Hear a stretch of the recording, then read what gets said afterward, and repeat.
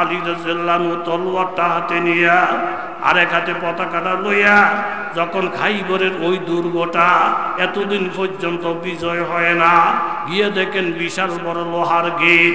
এক নম্বরে বাম হাতে লোহার গেটটা ধরে টান দিলেন, গেটের যত কল কবজা আছে সব সুইটা গেটটা হযরত আলীর হাতে চলে আসে। আলী রাদিয়াল্লাহু আনহু গেট আর মাটিতে ফালায় নাই, বাম হাতে উঁচা কইরা দইরা এই গেটটারে ডাল বানাইয়া যুদ্ধের ময়দানে গেলেন। সারাদিন যুদ্ধ করে বিজয়ের পতাকা উড়াইলেন। বিজয়ের ঘোষণা যখন হয়ে গেছে, আলী রাদিয়াল্লাহু তাআলা আনহু বাম হাত থেকে লোহার গেটটারে ফিক্কা ফালাই দিলেন। তাওয়ারিকে হাবিবে এলা, আমরা দারুরা মাদ্রাসার মধ্যে পড়ছি, ওই তাওয়ারিকে হাবিবিলার মধ্যে আছে। আলী রাদিয়াল্লাহু আনহু গেটটা যখন ফালাই দিলেন, 80-42 অর্থাৎ 40 হাত দূরে গিয়ে গেটটা পড়ছে। সাহাবায়ে কেরাম অবাক হয়ে গেলেন, এই গেটটা কি লোহার না তুলার? এত হালকা ভাবে উইরা দূরে সরে গেল। দেখি কি পরিমাণ ওজন। 80 জন সাহাবী চেষ্টা কইরা এই গেটটারে আলগি দিতে পারে নাই। অথচ শেরে খোদা আলী, আমার স্ত্রীর মধ্যে গোলমাল এমন আছে না নাই? কথা কন, আছে না নাই? আছে। বউ ওয়াজ নসিহত, বিবি হেদায়েত না, স্বামীর দিকে বিবি দিকে, স্বামীর দিকে বিবি দিকে। হঠাৎ করে একদিন রাত্র 12টা-1টা বিবি তার ঘর থেকে উঠা স্বামীর ঘরে গেছে, গিয়া স্বামীরে জড়াইয়া ধরছে। স্বামীরে জড়াইয়া ধরাতে স্বামীর মনটা খুব খুশি। বিবি আজকে কতটা মাস, আলগা আলগা আলগা আলগা, আমি এক করে তুমি আর এক করে, আমি এক করে তুমি এক করে, আমি কই একটা তুমি কো একটা। এখন দি গভীর রাত্রে হঠাৎ আমারে জড়াইয়া ধরলা, মনটা বড় খুশি হয়ে গেছে। আল্লাহ এই মহব্বতটা মিশাইছে। বিবি কয় কথা আস্তে আস্তে কও। ঘরের মধ্যে চোর ঢুকছে, চোর। চোর ঢুকে যখন আমার কানের জিনিস টান দিছে, গলার হাত টান দিছে, মাথার টিকলি ধরে যখন টান দিছে, তখন আমি চিন্তা করে দেখলাম এখনো যদি থমক দিয়া জামাইয়ের একদল বউর একদল কইয়া একজনে এক জায়গায় ফুরে থাকি, তাইলে চোরাই আমার সম্পদ নিব, একটু পরে আমারে শুদ্ধ টান দিয়ে লইয়ে যাইব। এই জন্য এই মুহূর্তে আমি সব ভেদাভেদ দলাদলি সব মনের কষ্ট ভুললা গিয়া আমার ঘর থেকে ওইটা যখন তোমার ঘরে আসি, আইসা যখন তোমারে জড়াইয়া ধরছি, আমরা স্বামী স্ত্রী যখন একমত হয়ে গেছি, আমাদের ঐক্যবদ্ধ দেখা ওই যে দেহ চোর হলাইয়া যায়। বেড়া কয় মাশাআল্লাহ, একটা লাভ দিয়া উঠানটার মধ্যে আইসা কয় ও চোর, তুমি একটা কথা শুনে যাও, ভবিষ্যতে যদি আবার আমগো স্বামী স্ত্রীর মধ্যে ঝগড়া দেখা দেয়, তুমি চোর কিন্তু আবার আইস, তুমি না আইলে আমার বউ সোজা হয় না। তাইলে আপনাদের কাছে জানতে চাই, এই সামান্য রেশারেশি ফাটাফাটি এই সব কিছু বাদ দিয়া সব মুসলমান যদি এখনো একটা প্ল্যাটফর্মের মধ্যে আইসা সব মুসলমান যদি এক হইয়া একটা হুঙ্কার মারে, বাতিল ফলানের জায়গাও পাবে না, ফলানের জায়গাও পাবে না, ফলানের জায়গাও পাবে না। কথা জোরে বলে ঠিক কিনা?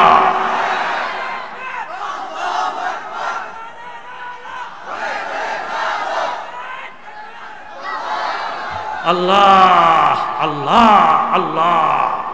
আমার নবী সরকারে দু আলম হযরত আলী রাদিয়াল্লাহু তাআলা আনহুকে জবান মুবারকের থুতু দিলেন। নবীজি দোয়া করলেন, আলী তোমার হাতে দিলাম পতাকা, আমার নবীর দোয়া লইয়া, আমার নবীর থুতু মুবারক লইয়া আলী রাদিয়াল্লাহু আনহু তলোয়ারটা হাতে নিয়া আরেক হাতে পতাকাটা লইয়া যখন খাইবরের ওই দুর্গটা এতদিন পর্যন্ত বিজয় হয় না, গিয়ে দেখেন বিশাল বড় লোহার গেট। এক নম্বরে বাম হাতে লোহার গেটটা ধরে টান দিলেন, গেটের যত কল কবজা আছে সব সুইটা গেটটা হযরত আলীর হাতে চলে আসে। আলী রাদিয়াল্লাহু আনহু গেট আর মাটিতে ফালায় নাই, বাম হাতে উঁচা কইরা দইরা এই গেটটারে ডাল বানাইয়া যুদ্ধের ময়দানে গেলেন। সারাদিন যুদ্ধ করে বিজয়ের পতাকা উড়াইলেন। বিজয়ের ঘোষণা যখন হয়ে গেছে, আলী রাদিয়াল্লাহু তাআলা আনহু বাম হাত থেকে লোহার গেটটারে ফিক্কা ফালাই দিলেন। তাওয়ারিকে হাবিবে এলা, আমরা দারুরা মাদ্রাসার মধ্যে পড়ছি, ওই তাওয়ারিকে হাবিবিলার মধ্যে আছে। আলী রাদিয়াল্লাহু আনহু গেটটা যখন ফালাই দিলেন, 80-42 অর্থাৎ 40 হাত দূরে গিয়ে গেটটা পড়ছে। সাহাবায়ে কেরাম অবাক হয়ে গেলেন, এই গেটটা কি লোহার না তুলার? এত হালকা ভাবে উইরা দূরে সরে গেল। দেখি কি পরিমাণ ওজন। 80 জন সাহাবী চেষ্টা কইরা এই গেটটারে আলগি দিতে পারে নাই। অথচ শেরে খোদা আলী আমার নবীর থুতুর বরকতে, দোয়ার বরকতে 80 জনে যেই গেট আলগাইতে পারে নাই, বাম হাতের তালুর মধ্যে লইয়া জিহাদ পরিচালনা করছেন। এটি হলো একমাত্র নবীজির দোয়ার বরকত। জোরে বলেন ঠিক কিনা? গাহে বর তো এরম আলা নাসিনান, গাহে বর পোষতে পায়ে খুদ নবীনা, যে মিসরা সবুয়ে পিরাহান শামি দে, চেরা দর চাহে কে নানস নদী দে। গাহে বর তো এরম আলা নাসিনান, গাহে বর পোষতে পায়ে খুদ নবীনা, যে হোসনাস গায়তে দারাত নাসাদিরা সখন পায়া, বমিরা তৃষ্ণা মুস্তাসকি ও দরিয়া হাম চুনা বাকি। আন্দরিরা মি তরাশো মি খরাস, তাদমে আখের দমে গাফেল মুবাস, মা আগার কাল্লা শোকর দিওয়ানাইম, মস্তে আশা কি আপায়ে মানাইম, উস্তে দেওয়ানা কে দিওয়ানা নসুদ, মোরা আসরা দিত দরখানা নসুদ। এত শক্তিশালী হইয়া হযরতে আলী একজন ইহুদির কাছে এসে দুর্বল হয়ে গেলেন। কারণ শুধু একটা, এই ইহুদি দুর্বল, এই ইহুদি বুড়া মানুষ। বাবা, বুড়া মানুষের সামনে তুমি শক্তি প্রদর্শন করতে যাও না, আলিম ওলামার সামনে শক্তি দেখাইতে যাও না, পীর মাশায়েখের সামনে শক্তি দেখাইতে যাও না, মুরব্বীদের সামনে শক্তি দেখাইতে যাও না। ওই জায়গায় তুমি যত দুর্বল হইবা, আল্লাহ তাআলা তোমারে তত সবল কইরা দিবে। জোরে বলেন ঠিক কিনা? সব জায়গার মধ্যে শক্তি দেখাইও না, বেয়াদবি করো না, ধ্বংস হয়ে যাইবা, ধ্বংস হয়ে যাইবা, ধ্বংস হয়ে যাইবা। জোরে বলেন ঠিক কিনা? আজিজুল হাসান রহমতুল্লাহ আলাইহি রাস্তা দিয়ে হেঁটে হেঁটে যাচ্ছেন উত্তর দিকে। উত্তর দিক থেকে একজন যুবক যুবতী বাদাম খাইতে খাইতে মনের আনন্দে আসতেছেন দক্ষিণ দিকে। এক পর্যায়ে যুবক যুবতী খাজা মজজুব যখন সমান সমান হয়ে গেলেন, খাজা মজজুবের পাও পড়ছে একটা গর্তের মধ্যে। গর্তের মধ্যে কিছু পচা এরকম দুর্গন্ধযুক্ত পানি ছিল। এই বুড়া মানুষটার পায়ের আঘাতে পানির সামান্য ছিটকা ওই প্রেমিকার চেহারায় পইরা চেহারাটা দাগ দাগ হয়ে গেছে। প্রেমিকার চেহারায় দাগ দেখলে প্রেমিক সহ্য করতে পারে না। আল্লাহওয়ালাদের মনে কষ্ট দিলে আল্লাহ সহ্য করতে পারে না। নবীর মনে কষ্ট দিলে আল্লাহ সহ্য করতে পারে না। ওলি আল্লাহর মনে কষ্ট দিলে আল্লাহ সহ্য করতে পারে না। মা বাবার মনে কষ্ট দিলে আল্লাহ সহ্য করতে পারে না। জোরে বলেন ঠিক কিনা? প্রেমিকের মাথা নষ্ট হয়ে গেছে। আমার প্রেমিকার চেহারার মধ্যে এত সুন্দর সুনো পাউডার মাখা, এই বুড়া মানুষটার কারণে চেহারাটা নষ্ট হয়ে গেছে। যুবকের রাগ কইরা এমন জোরে একটা থাপ্পড় মারছে, যেই থাপ্পড়ের আঘাতে খাজা মজজুব বেহুশ হয়ে জমিনে পড়ে যায়। ফলাফল ভালো হইব না খারাপ? জোরে বলেন, ভালো হইব না খারাপ? সব জায়গার মধ্যে বাহাদুরি দেখাও মিয়া। খাজা গোলাম হাসান রহমতুল্লাহ আলাইহি বড় বুজুর্গ মানুষ, ভারতের বুড়া বয়সে হিন্দুরা ওনার বিরুদ্ধে মামলা দিছে। এই কথা বইলা যে খাজা গোলাম হাসান জোর করে হিন্দু করে মুসলমান বানায়, এই এলাকাকে এলাকা মুসলমান বানাইয়া আজান একামতের ধ্বনিতে এইভাবে উত্তাল হয়ে যাইতেছে আমাদের এলাকা। আজান একামতের ধ্বনি পছন্দ করে না, নারায়ে তাকবীরের ধ্বনি পছন্দ করে না। এই জাতের অন্য জাত থাকলে তো আফসোস নাই, মুসলমানদের মতো দেখা যায় এমন কিছু মুসলমান আছে, নারায়ে তাকবীরের আওয়াজ দিলে এদের বলে কলিজার মধ্যে কম্পন শুরু হয়ে যায়। কথা জোরে বলেন ঠিক কিনা? নারায়ে তাকবীর নিয়ে যেন কেহ রাজনীতি না খেলে। নারায়ে তাকবীর কোনো দলের প্রতীক না, নারায়ে তাকবীর কোনো দলের এজেন্ডা না, নারায়ে তাকবীর মুসলমানদের আওয়াজ। আপনার আমি যখন জন্মগ্রহণ করছি আল্লাহু আকবারের আওয়াজ দিয়া আমাদের কানের মধ্যে উদ্বোধন করা হয়েছে। আজানের মধ্যে আল্লাহু আকবার, একামতের মধ্যে আল্লাহু আকবার, রুকুতে যাইতে আল্লাহু আকবার, সিজদা যাইতে আল্লাহু আকবার, যেই কোনো লোক নারায়ে তাকবীরের আওয়াজ দিতে পারে, এটা মুসলমানের একটা ইমানের দাবি। নারায়ে তাকবীরকে নিয়ে যেন কোনো রাজনীতিবিদেরা রাজনীতির অঙ্গলে টানাটানি না করে। নারায়ে তাকবীর আছে, নারায়ে তাকবীর থাকবে, জোরে বলেন ঠিক কিনা। আর আরেকটা কথাও বলি, কিছু কিছু মানুষ এখন ইহুদি নাসারার এজেন্ডা বাস্তবায়ন করার জন্য এরকম হেফজখানার বিরুদ্ধে কথা বলে। ছেলেদেরকে হাফেজ বানাইলে এরা নাকি অ্যাবনর্মাল হয়ে যায়, এদের ব্রেন নাকি নষ্ট হয়ে যায়। মহিলা মাদ্রাসা নাকি 30টা চাবি থাকে, নানান কথাবার্তা বইলা কওমি মাদ্রাসা হেফজখানা মহিলা মাদ্রাসার বিরুদ্ধে আমার দেশের মানুষকে উস্কাইয়া তাদেরকে বিরুদ্ধে পোষাইতে চায়।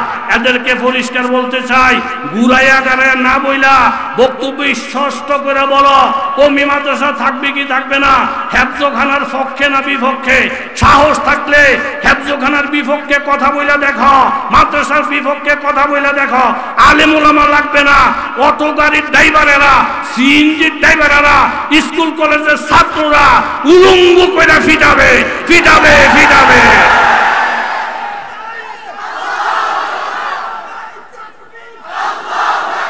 ঘুরাইও না, দালালি করো না, স্পষ্ট কথা বলো। বলে দেখো মুসলমান এই জমিনে আছে না ঘুমাইয়া গেছে, তারপরে প্রমাণ হবে। মাঝখান দিয়ে খোঁচাকাছি দিও না, কপালের মধ্যে শনি লাগবে, জোরে বলেন ঠিক কিনা। খাজা গোলাম হাসান সাহেব বুড়া মানুষ, 4 জনে দৌড়ে লুয়ে গেছে জজের কাছে। জজ কই এই হুজুরে জোর করে মুসলমান বানায়? কহা এই হুজুরের শৈলী দিয়ে সড়াক বসত নাই, এবার জোর করে বানাইব কেমনে? না না না, বল আছে বল আছে, নামাজে খাড়ুলে ও 14 জনে যাইতে মন জানা, বল আছে। হুজুর কোন আরে বাবা আমি বুড়া মানুষ বয়ান করি এতটুকু, কিন্তু জোর করে মুসলমান বানাই না। এক পর্যায়ে সাক্ষী প্রমাণ যখন দিতে পারে না, তখন হুজুরে বারবার ঠেলতেছে, না জোর করে বানান, জোর করে বানান, জোর করে বানান। হুজুর একজন উকিলের দিকে তাওয়াজ্জু দিছে, দিয়া বললেন যে জজ সাহেব, এই যে আপনার আদালতের পুরাতন সিনিয়র একজন উকিল, ঠিক নি? হ্যাঁ হ্যাঁ হিন্দু নি? হ্যাঁ হিন্দু। আমি কি আরে বলছি মুসলমান হইতো? এই কথা বলে যখন তাওয়াজ্জু দিছে, আল্লাহু আকবার, তাওয়াজ্জুটা দেওয়ার সাথে সাথে উকিল সাহেব কলমা পড়ে মুসলমান হয়ে গেছে। আবার চেহারাটা ঘুরাইছেন, একজন ব্যারিস্টারের দিকে নজর করলেন, ও মাননীয় জজ, আপনার আদালতের একজন সিনিয়র ব্যারিস্টার উনি, আমি কি ওনারে বলছি নাকি কলমা পড়, না হয় তোমারে দেশ থেকে বিদায় করে দেবো? বলে না। আল্লাহর ওলি যখন নজর করছেন বাবা, সাথে সাথে ব্যারিস্টার কলমা ফেরা ফেললো। এইভাবে 5 জন উকিল ব্যারিস্টারের দিকে খাজা গোলাম হাসান সাহেব শুধু নজর করছেন বাবা, সাথে সাথে তারা কলমা ফেরা ফেলছে। এই 5 জনের সিনারিটা দেখা জজ সাহেব চেহারের থেকে একটা লাভ দিয়ে লাইমে গিয়া একটা ঘরের ভিতরে ঢুকলেন, দরজাটা লাগাইয়া জানালাটা ফাঁক কইরা অন্য উকিলদেরকে বললেন, হুজুরে বেকসুর খালাস, উনি কারণে জোর করে কলমা পড়ে না, ইজ্জতের সাথে ওনাকে বাড়িতে পৌঁছাইয়া দাও। উকিল সাহেবরা বলেন, জজ সাহেব আপনি তো চেয়ারে বসেই ফয়সালাটা দিতে পারতেন, আপনি দৌড় মারলেন কেন, ঘরের দরজা বন্ধ করলেন কেন? বলে বাবা তোমাদেরকে বুঝাইতে পারবো না, আমি দূরের থেকে বারবার ওনার চেহারাটার দিকে তাকাইছি, তাকাইয়া দেখলাম চেহারা এমন একটা আগুন জ্বলে, ওনার চেহারাটা যদি আমার দিকে ফিরাইয়া ধরে আমারে কেউ ফিরাইয়া রাখতে পারবে না, আমিও কলমা ফিরে ফেলবো, এই জন্য আমি ডরে ভাইগা গেছি। সীমাহুম ফি বুজুহিহিম মিন আসারি সুজুদ যালিকা মাসালুহুম ফিত তাওরাত ওয়া মাসালুহুম ফিল ইনজিল। ঈমান ইসলামের মধ্যে এমন একটা পাওয়ার আছে বাবা, ভালো ব্যবহার দেখলে অটোমেটিক মানুষ কলমা পড়ে, জোর করা লাগে না, জোরে বলেন ঠিক কিনা। একটা থাপ্পড় দিয়া রে বাবা খাজা মজুবকে যখন বিছানায় শোয়াইয়া ফেলছে, খাজা মজুব আল্লাহর কাছে বিচার দিলেন, দুনিয়ার কারো কাছে বিচার দেয় নাই, 10 হাতও যাইতে পারে নাই। হঠাৎ করে যুবক হোঁচট খাইয়া পইরা ডাইন পাওটা ভাঙ্গা ফেলছে। প্রেমিকা আইসা যুবকের দাঁড়া করাইতে চায়, যুবক দাঁড়াইতে পারে না, হাঁটতে বলে যুবক হাঁটতে পারে না। পাশের থেকে একটা লোক আইসা বললেন, মাগো হঠাৎ দেখলাম ভালো মানুষ তোমার তোমার এই যুবকের কি হয়েছে গো মা? হঠাৎ করে হোঁচট খাইয়া পড়ে গেছে হুজুর, ডাইন পাটা ভাঙ্গা গেছে, এখন কি করতে চাও? বলে ডাক্তারের কাছে নিতে চাই। ওই মুরব্বী বলেন মাগো ডাক্তারের কাছে নিলে ফাও জোড়া লইতো না, ওই বুড়া মানুষটার যে থাপ্পড় মাইরা জমিনে পালাইয়া দিছে গো মা, উনি তো খাজা মজুব আজিজুল হাসান, দেখতে যদিও পুরা দেখা যায় কিন্তু সম্পর্ক তো আমার আল্লাহর সাথে। বাবা এমপি সাহেবের বাড়িতে যদি একটা মুরগি থাকে, চোর ডাকাইতে মুরগিটারে চুরি করতে সাহস পায় না। আরেকজনে জিগায় এমপি সাহেবের বাড়ির মুরগি চুরি করো না কেন? বলে মুরগি যদিও দুর্বল কিন্তু এমপি সাহেবের বাড়িতে থাকার কারণে এই মুরগির মধ্যে হাত দিলে এমপি সাহেব তলোয়ার নিয়ে আমাদের বিরুদ্ধে লাগা যাবে, যেহেতু মুরগির সম্পর্ক এমপির সাথে। কোন বান্দার সম্পর্ক যদি আমার আল্লাহর সাথে হয়ে যায়, এমপির বাড়ির মুরগিরে আঘাত করলে যদি বাবা স্বয়ং এমপি সাহেব পিস্তল লইয়া বাহির হইতে পারে। আমার আল্লাহর সাথে যদি প্রেম হইয়া যায়, আল্লাহর সাথে যদি যোগাযোগ হইয়া যায়, এমন কোন আল্লাহওয়ালার দিকে হাতটা বাড়াইলে আল্লাহ হাতটা ভেঙে দেয়, চোখটা নজর করলে চোখটা আল্লাহ কানা কইরা দেয়। এই পর্যন্ত দেখা গেছে বাবা নবীর সাথে যারা বেয়াদবি করছিল, আলেমের সাথে করছিল, মা বাবার সাথে করছিল, একজনও টিকতে পারে নাই। জোরে বলেন ঠিক কিনা? মাগো ডাক্তার কবিরাজ পরে দেখাও, আগে আল্লাহর ওলির কাছে গিয়া মাপ চাও গো মা। এখানে অনেক যুবক বাবা আছো, বিদেশে থাকো দেশে থাকো বাবা, মা বাবা যত বুড়ো হয়ে যায় ধমক দিও না, কথায় কথায় ধমক দিও না, আঘাত দিও না বাবা। তুমি যত বড় ওলি হও, যত বড় শিক্ষিত হও, সুমন নামে একটা ছেলে 2টা বছর পর্যন্ত বিদেশ আছে, আম্মা আব্বারে কোনোদিন ফোন করে না। মায় নাতিনটারে বলে নাতিন গো তোর বাবা আমার বড় প্রিয় সন্তান ছিল, আজকে 2টা বছর বিদেশ, একটা দিন মা বইলা টেলিফোন করলো না, ফোন আসলে আমার একটু জানাইও। 2 দিন পরে ফোনটা করার পর নাতিন বলতে আব্বু দাদু তোমার জন্য কান্দে। আজকে ফোন করতে দিন দাদির ঘুম নাই, সারাদিন সুমন সুমন বইলা কান্দে, আমার দাদুর সাথে একটু কথা বলো। বলে তাড়াতাড়ি করে মোবাইলটা আমার আম্মারে দাও। আম্মায় যখন বাংলাদেশে বসা মোবাইলটা কানের মধ্যে লাগাইছে, সৌদি আরবের থেকে সুমন ডাক দিছে, মা কেমন আছো গো মা?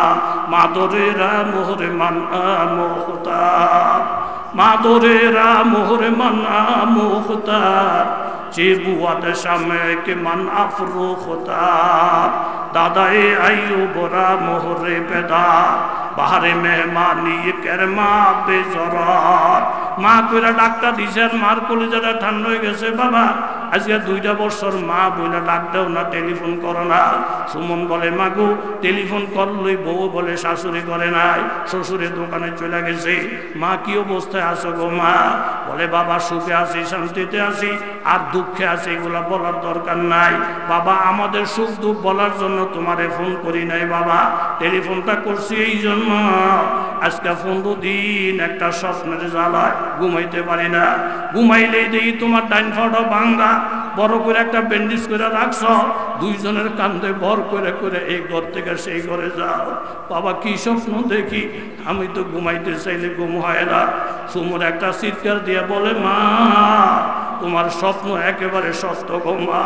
আজকে 15 দিন যাব ডাইন পাটা ভাঙ্গা, বউরে বলি না, বন্ধু বান্ধবরে বলি না, চাকরিটা ছুটা যাইবে যাইবে ভাগ্য চলছে মা। দুনিয়ার কোনো মানুষে খবর পাইল না। মা তুমি ঠিকই খবরটা পাইছ, আমার বাবার খবর কি? বলে দোকানে গিয়ে পয়সা থাকে, কত মানুষ চা বিস্কুট খায়, তোমার বাবার পয়সা নাই, কাইন্দা কাইন্দা ঘরের মধ্যে ফিরে। সুমন বললেন মা গো তোমার মতো দরুদি পৃথিবীতে আর কেউ নাই গো মা। আমার বাবা কাইন্দা কাইন্দা ঘরে আসে, আগামীকাল 10,000 টাকা পাঠিয়ে দেবো, আমার আব্বারে 5,000 তুমি রাখবা 5,000। দোকানদারে ফোন করে বলতেছি আমার বাবা চা বিস্কুট যা খাবে সব বিল আমি দেবো। মাগো ভুল হয়ে গেছে, সামনের দিকে আর ভুল হবে না, কোনো কোনো টেলিফোন করবো গো মা। মা সাথে সাথে কাইন্দা দিল। বাবা এসে সুমনের খবরটা পাইয়া মা বাবা 2 জনে হাতটা উঠাইছে। 10,000 আলেম ওলামা দাওয়াত দিয়া 1 কোটি টাকা খরচ কইরা বাবা যদি তুমি দোয়ার আয়োজন করো দোয়াটা কবুল হইতেও পারে, নাও হইতে পারে, কিন্তু তোমার ঘরে যে বুড়া বুড়া মা বাবা হাতটা উঠাইয়া যে দোয়াটা করবে, আল্লাহর কসম দোয়াটা করতে দেরি হবে, দোয়াটা কবুল হইতে দেরি হবে না। জোরে বলেন ঠিক কিনা? বাবা ভুল করো না, আলেম ওলামার সাথে মোহাব্বত বাড়াইয়া দাও বাবা। হযরত আলী রাদিয়াল্লাহু তাআলা আনহু এই মুরব্বী চাচারে লইয়া বললেন, চাচা চলেন আপনাকে আপনার বাড়িতে পৌঁছাইয়া দেই।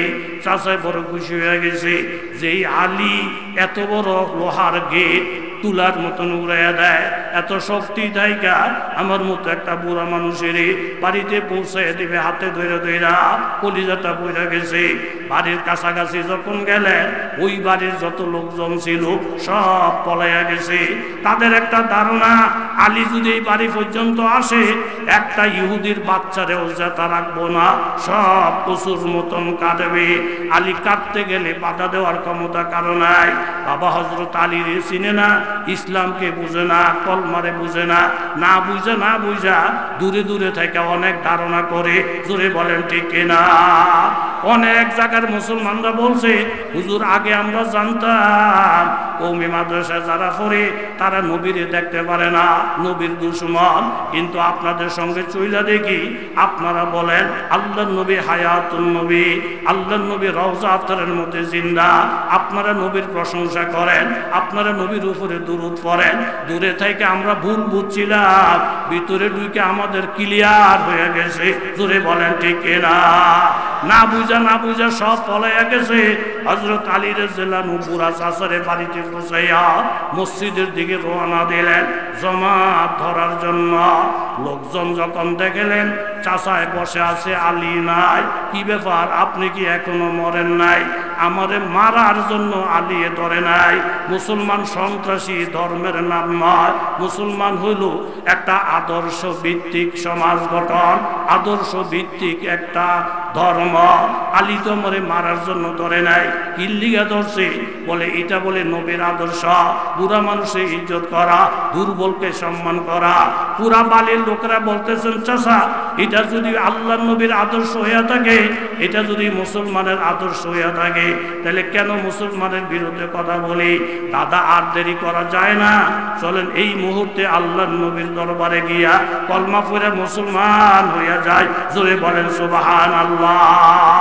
पूछा में तेरे खाक का बिस्तर है हमारा, पूछा में तेरे खाक का बिस्तर है हमारा, ये फर्श तो मखमल से भी बढ़कर है हमारा, दीदार खुदा जलवाए अहमद है नजर में, क्या ईद का दिन अरसाए माशर है हमारा, आदाए रसालत ने जू बोहतान लगाया, खालिक ने तुझे उससे बरी करके दिखाया, और सूराए नूर तेरी शान में उतरी, तो तहीर की आयात तेरी शान में उतरी, हुजरा तेरा आराम घर परवर दिन है, आरशों से बढ़कर तेरी हुजरा की जमीन है। सब बाड़ीवालार एकमत हইয়া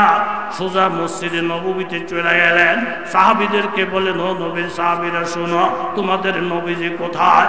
বলে আমাদের নবীকে হাত দিয়ে দেখাতে হয় না, হাজারো মানুষের মধ্যেও যদি নবীজি বসে থাকেন নবীজির চিনা যায়। বলে কিভাবে? আকাশের মধ্যে চন্দ্র সূর্য যেমন ঝলমল করে, আমার নবী যেখানে বসা থাকবে নবীর চেহারার দিকে তাকাইলে দূর থেকে মনে হবে একটা পূর্ণিমার চাঁদ ঝলমল করতে দেখা যায়। জোরে বলেন সুবহানাল্লাহ।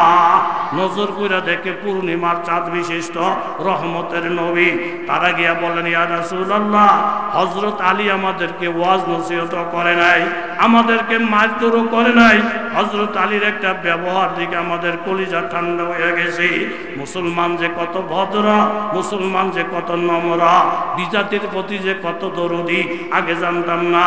আর একটা মিনিট দেরি করতে চাই না, নবী এই মুহূর্তে আমাদের সকলকে কলমা পড়াইয়া মুসলমান বানায়া দেন। জোরে কান সুবহানাল্লাহ। ইয়া আইয়ুহাল্লাযীনা আমানু, ও ঈমানদার বান্দা বান্দীরা, লা তাত্তাখিযুল ইয়াহুদা ওয়ান নাসারা আউলিয়া, আমার প্রাণের নবী, দ্বীনের নবী, আমার রহমতের নবীরে বাদ দিয়া ইহুদি নাসারার পিছনে ঘুরো না।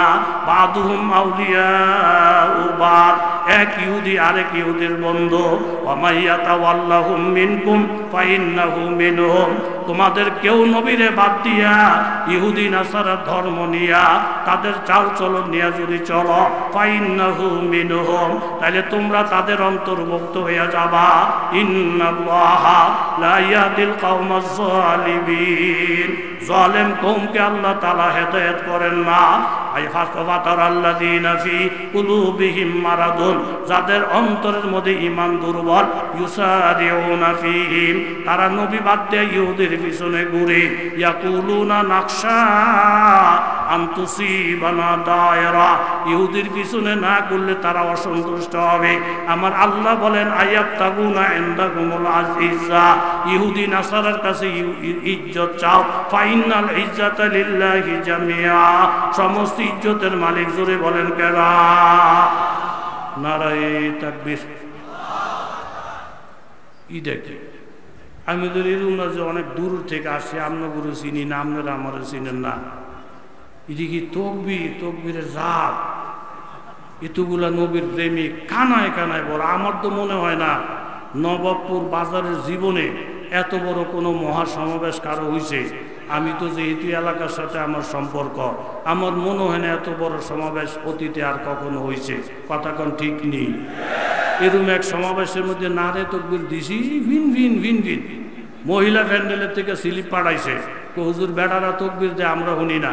এই বেড়াকে বাদ দিয়ে মেয়ে লোক দিয়ে তকবীর দেওয়ান, প্যান্ডেল উড়ে এলাম। ইরাজন ফইরা শোনাইছি, হুজুর হুজুর থামে, নতুন করে দেয়। আমরা কি মেয়ে লোকের তলে করে যায়? এমনি ইজ্জত সম্মান কি হারাইলাম উনি? এতগুলো মানুষ একটা তকবীর দিন একের হে দাররা ক্যাকলাতে পর্যন্ত যেন মানুষ বুঝে। হাজার হাজার মানুষের সমাবেশ, নারায়ে তাকবীর, নারায়ে তাকবীর। ইসলামের আলো, আল কোরআনের আলো। এমপি মহোদয়কে ধন্যবাদ, অসংখ্য ধন্যবাদ সহযোগিতা করার জন্য। ডিসি, এসপি, ইউনো, টিউনো, ওসি সাহেব যথেষ্ট সহযোগিতা করছেন। চান্দিনা থানা ওলামা পরিষদের সভাপতি আমার সামনে আছেন হাফেজ আহমদুল্লাহ সাহেব, দামাত বারাকাতুহুম। তারপরে এরকম বাতাকাশি মাদ্রাসার মুহতামেম হযরত মাওলানা ইমদাদুল্লাহ খান সাহেব সহ অজস্র পরিশ্রমের মাধ্যমে এত বিশাল বড় একটা সম্মেলন আল্লাহ পাক আমাদেরকে দান করছেন। কথা বলেন ঠিক নেই?